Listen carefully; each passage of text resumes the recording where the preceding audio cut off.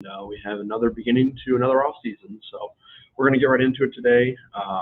So, like last year, I talked a lot about some free agents, and that's what we're going to be talking about on Fridays with me. And I hope you all enjoy it. And we're going to get right into it. So, last year the format was kind of a little bit different than it's going to be this year. So, last year I spent 1 week on one team, and then I kind of went through each free agent. I did a little contract speculation, and then I had a news segment at the top of, at the top of the articles and videos where I talked about the new free agent news. So I'm gonna do something similar to that, but a little bit different. So the problem with last year was is that every time I talked about a team, that was it. So like I would talk about, let's say, the Cardinals first article I did, I think, was the Cardinals.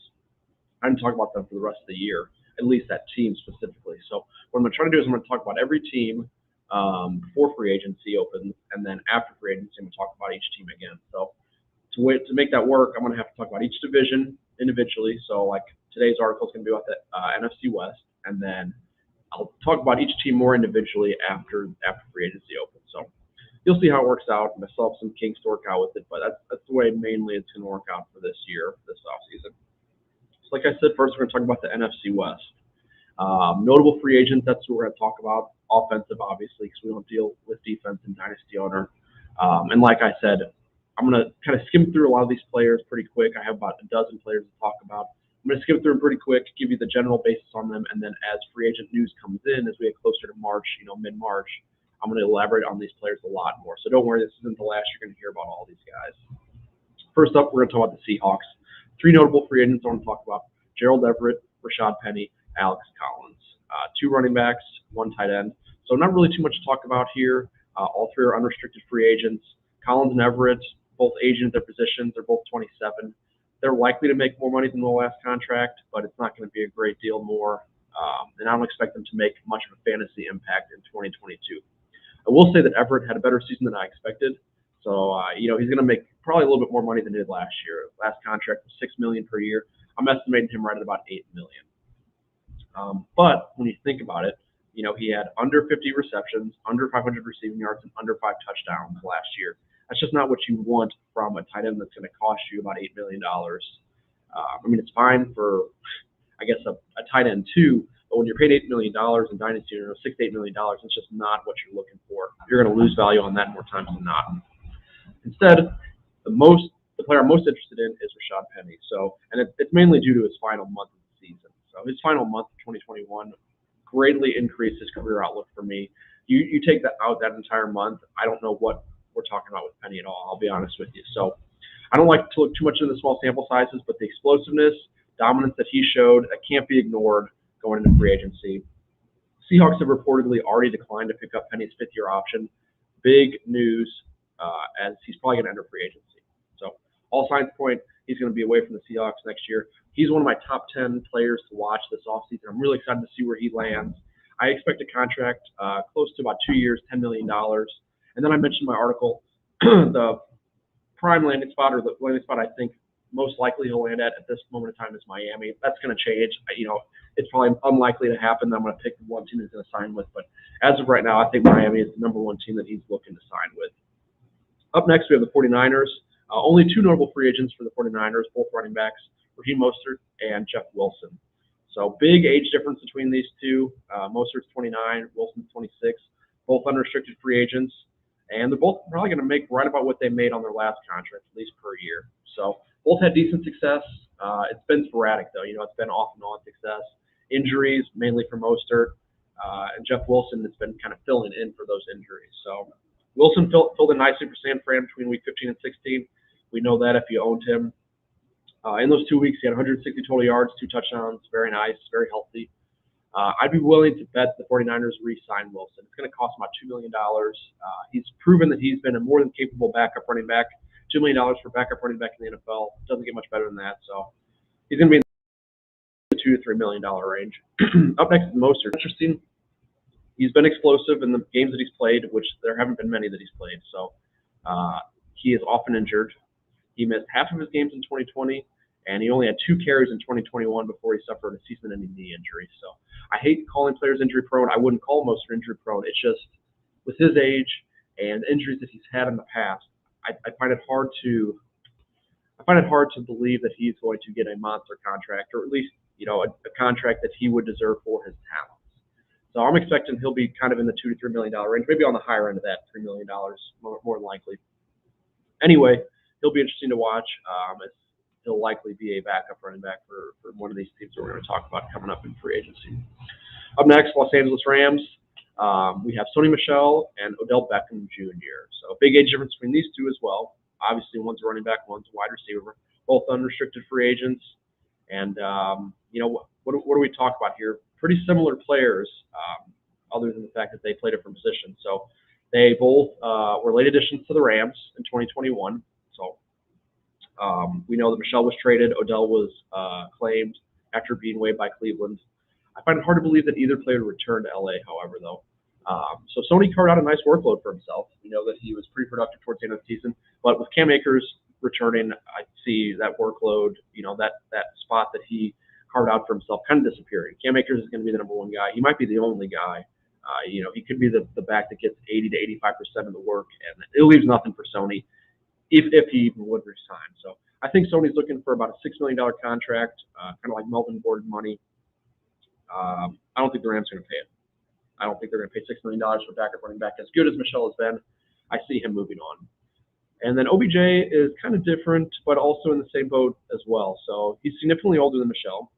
And it depends on how the postseason goes. And it's ironic that I'm talking about because there's 3 teams from this division that are in the postseason. So we really have to see how the postseason plays out for each of these teams before we can make a definitive, guess on what's going to happen. But I think they're going to let Odell walk as well. They have a fantastic trio of receivers. They like all 3 of them. Kupp, Woods, Jefferson. Not to say they don't like Odell, but I just don't see the Rams paying him $10 to $12 million to be their wide receiver 3. We know that Kupp's number 1. I think Woods is going to be the number 2 when he comes back. Jefferson has shown a lot. He's on a cheap contract. I just don't think it's worth the money to pay Odell 10 to 12, maybe even more than that is what he's going to be asking for a player that might be their wide receiver 4. He's got the talent to be the wide receiver 2 or 3, but I just don't know if that's the way it's going to work out with all, the other players that they have, at least that position. So remains to be seen. Up next, we have the final team, and this one has the most offensive free agents that I want to talk about. And there's 5 of them. There's quite a bit. We have Zach Ertz, AJ Green, James Conner, Christian Kirk, and Chase Edmonds. And we'll just go through them one by one. I'm going to kind of skim through them pretty quick. But like I said, I'm going to talk about all these players later on in way more detail. So bear with me as I skim through these players just to give you a heads up for what's coming around the bend in free agency. Zach Ertz found a second wind, really, in his career. Several disappointing years with the Eagles. Aging tight end, you kind of have that bad idea that his career's going downhill. But he had a very good season. Finished 2021 as a tight end 5. Looks to make close to the same amount of money he made in the last contract, right at about $8.5 million. I have him between about $6 and $8 million, so I think he'll be right in that range. Safe range to predict for Ertz. I think he'll probably resign with the Cardinals. I'm not exactly sure how their money's going to work out, but I think you're tight end. And like I said, with all the other teams, almost all the other teams in this article, is we got to wait and see how the postseason shakes out before we can decide, definitively what we think the Cardinals are going to do with them. AJ Green, another player, found new life for the Cardinals. Not necessarily useful for the fantasy managers, especially dynasty owners. So, cost $6 million. I think he finished right around wide receiver 40s in that area. So, really not great value for you. At 33, I don't expect he's going to make any more money than previous contracts. If you own him, and I did a little research on this, so it looks like about 86% of dynasty owners do own him. That's a lot more than I would have thought. You're not going to have to plan much for a change in salary. I think he'll make right around that $6 million mark that he made on his previous contract. The same cannot be said, however, for the next 3 players on this list. So James Conner's first up. Highest scoring touchdown year total ever. He had 18 total touchdowns. Amazing.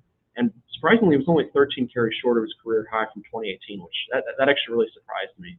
He had a lot more receptions in that 2018 season, but only 13 carries, actual carries short. So very impressive volume that he had.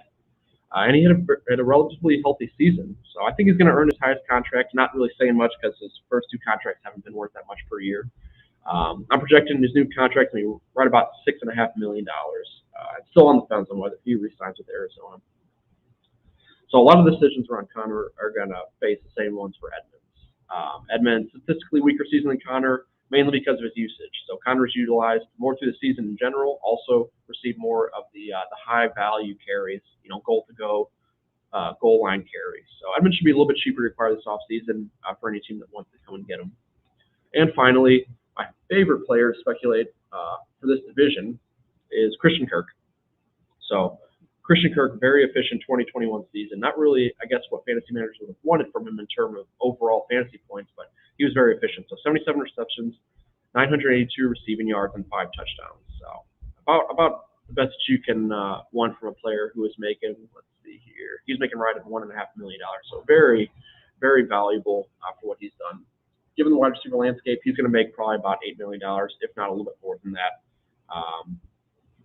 I think it's hard to say if he's going to move on. Like I said, all these 3 of these 4 teams still have to go through the playoffs. So it depends on how that shapes up, but he's going to make north $8 million.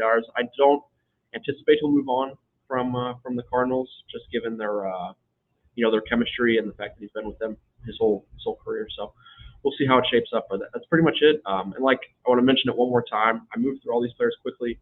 Go ahead and read my article if you want a little bit more info. I didn't really talk about everything, but we'll talk about every one of these players again at least one more time, probably 2 more times before it's all said and done, before you got to make some big decisions. So I appreciate everybody listening and reading my articles. If there's ever a player that I touched on that you want more info on, just message me on Twitter at DynastyJerk, and I'll try to get that into the next article. I'm always happy to include a little bit more from what the fans want to see. So I appreciate everybody reading, listening.